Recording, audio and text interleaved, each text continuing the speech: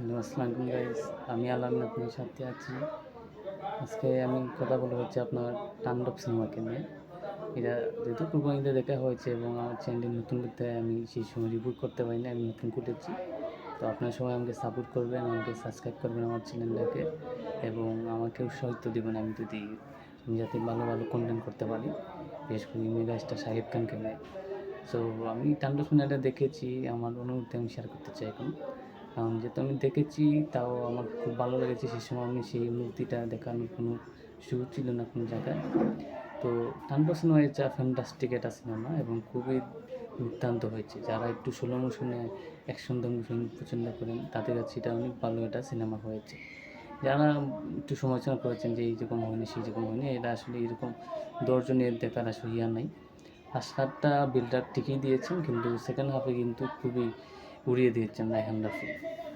এখানে প্রশংসা করা আসলে কাকে আমি প্রশংসা করবো আমি ভাবতে পারতেছি না, কারণ শাকিব খান তো একাই 100।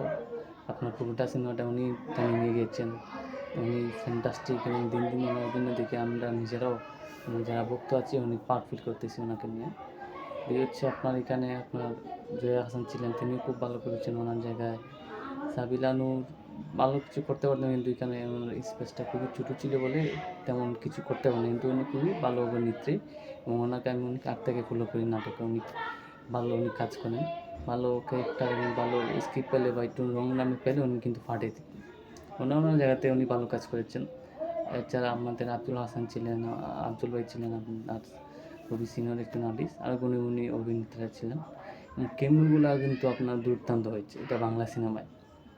এর আগে আমরা কিন্তু দেখতে পারিনি বাংলা সিনেমায় এরকম আপনার কেমিও বলেন বা যেরকম আপনার দেখিয়েছে আপনার নিশুকে এবং সিয়াম আহমেদকে, তারাও দুর্দান্ত করেছেন, পাঠিয়েছেন নিজে যে দেখায়। সো এখানে সমালোচনা করার কিছু নেই, নিশু জায়গায় ঠিক আছে, সিয়াম আহমেদের জায়গায় সিয়াম আহমেদ ঠিক আছে। তো দিন শেষে এটা আসলে শাকিব খানের সিনেমা, শাকিব খানই মূল প্রায়োরিটি পায়। তো ওটা বেস্ট তাণ্ডব টিমের জন্য, এবং তাণ্ডব 2 তো দেখার জন্য আমরা উৎসাহ আছি এবং আগ্রহী আছি। কোথায় নিয়েছেন রায়হান রাফি তাণ্ডব 2-তে, সেটাই আমরা দেখতে চাই। এই ছিল গাইস, আসলে বেশি নাম পাওয়ার কিছু নেই, না অনেক পর যখন রিভিউ আসতেছে সিনেমা রিলিজ করার পর অনেক কিছু আসলে বিশ্লেষণ করে বলার কিছু নেই। জাস্ট আমি আমার চ্যানেলটাকে আমি রাখতে চাই যে আমার তাণ্ডবের রিভিউটা আছে, সেটা ছোটো হোক বড় হোক, সবাই দোয়া করবেন আমার জন্য এবং আমার চ্যানেলটাকে সাবস্ক্রাইব করে দেবেন।